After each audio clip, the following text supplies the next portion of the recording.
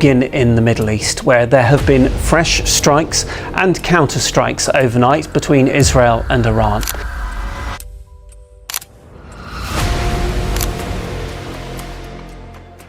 Last night, the skies over Tel Aviv erupted in streaks of fire. Each flash not a meteor, but a live warhead. Israel says it just kneecapped Iran's nuclear dream. Iran vows no mercy. The United States suddenly finds itself squarely in the blast radius. Are we staring at the Middle East's first true nuclear showdown?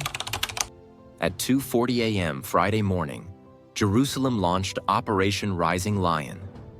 More than 200 Israeli fighter jets punched through the darkness, streaking across 2,000 kilometers of contested airspace.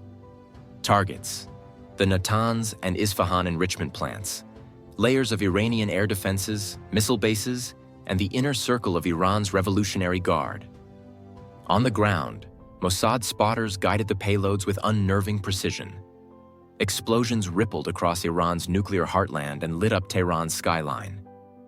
Iran's reply was swift.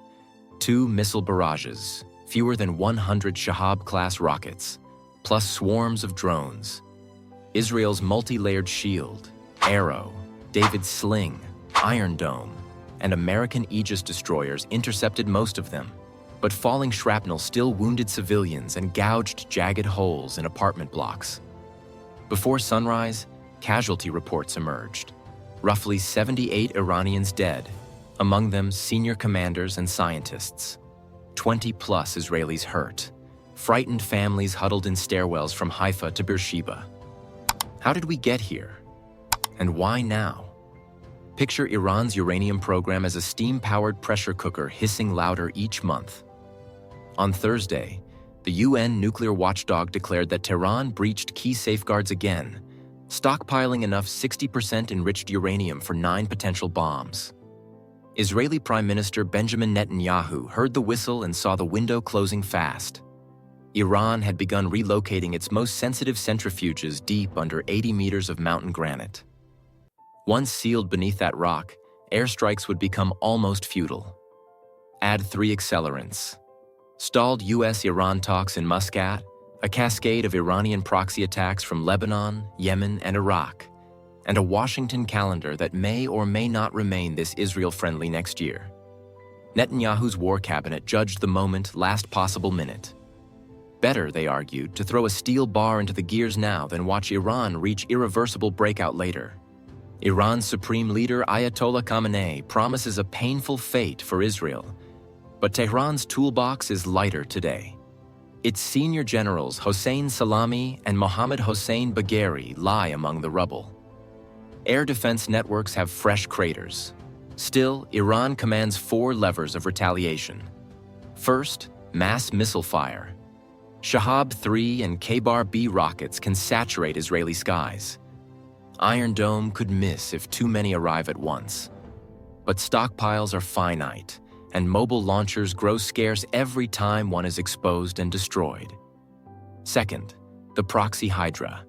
Hezbollah artillery lurking on Lebanon's border, Houthi cruise missiles arcing from Yemeni deserts, Iraqi militias targeting U.S. bases. Asymmetric attacks, deniable on paper, incessant in practice. 1,000 cuts that keep investors nervous and air raid sirens twitchy. Third, the Strait of Hormuz. 21 million barrels of crude snake through that narrow bottleneck each day. Close it for a single week, and a quarter of global seaborne oil evaporates from supply chains. Tankers wait, insurance rates spike, pump prices in Chicago jump 30 cents overnight. Fourth, cyber and clandestine action. APT-33 malware can snarl container ports, while Quds Force sleepers in foreign capitals can hit soft targets. Cheap, stealthy, hard to trace. Perfect for Tehran's playbook. Every option is a lit fuse. Tehran must choose which one to burn without exploding its own living room. Beyond the immediate firefight, regional players weigh the fallout. Washington insists it had no hand in Israel's strike, yet American destroyers clearly shot down incoming missiles. President Donald Trump must protect U.S. troops, reassure Gulf allies, and salvage nuclear diplomacy, all while campaigning at home. Moscow and Beijing condemn Israel in public, but behind the curtain they fear a nuclear-armed Iran that could upend their own Gulf energy routes. Saudi Arabia, the Emirates, and Bahrain quietly cheer the hit on Natanz, even as they scramble air defenses against the next wave. Europe pleads for de-escalation because winter gas bills and manufacturing plants balance on a knife-edge supply line. Markets, as always, move faster than missiles. Brent crude leaped 8% in half an hour, flirting with $95 a barrel. S&P futures slid 1.6. Tokyo's Nikkei lost 1.5 before lunch. Investors stampeded to safe havens. Gold up 4%, Bitcoin up 6%. One bombing run in central Iran ripples straight to pension funds in Toronto and soybean futures in Sao Paulo. Cause and effect have never traveled so fast. So, what happens next? Analysts map 3 plausible paths. Scenario 1. Controlled escalation, roughly 55% probability. Iran launches a symbolic second volley, then claims victory for domestic audiences. Russia mediates a ceasefire. Muscat talks resume under stricter conditions. Oil settles back into the 80s. Both sides declare deterrence restored, until the next crisis. Scenario 2. Rolling proxy war, about 35%. Missile exchanges remain sporadic, but Hezbollah, Houthis, and Iraqi militias turn up the heat. Israel responds with pinpoint raids. Iranian drones harass tankers in the Red Sea. Insurance premiums climb. Israeli tourism shrivels. The conflict smolders for months. Scenario 3. Outright nuclear breakout and a regional arms race. 10% yet terrifying. Iran quits the Non-Proliferation Treaty, dashes to 90% enrichment, maybe even tests a device on remote desert flats. Saudi Arabia fast-tracks a warhead for oil arrangement with Pakistan. Turkey and Egypt quietly lay foundations for their own programs. The Middle East becomes the newest multipolar nuclear arena, an echo of South Asia with 3 times the population and 5 times the energy exports. Picture 3 doors in a gasoline-soaked hallway. Behind one lies a tense truce. Behind another, a slow-burn shadow war.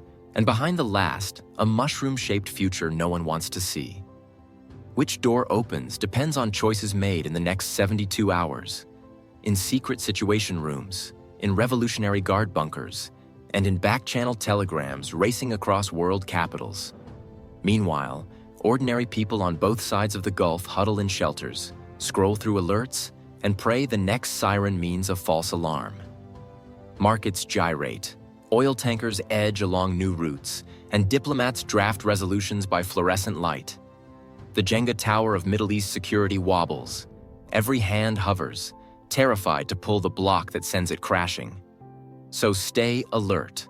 The story is sprinting faster than a hypersonic glide vehicle. We will track every sortie, sanction, tanker reroute, cyber provocation, and back-channel deal. If you value clear analysis over clickbait chaos, subscribe for the next intel drop. Share this briefing so friends and colleagues understand the real stakes. And in the comments, tell us which door you think the region will walk through: diplomacy, deterrence, or disaster. Until next time, stay informed, stay skeptical, and above all, stay strategic.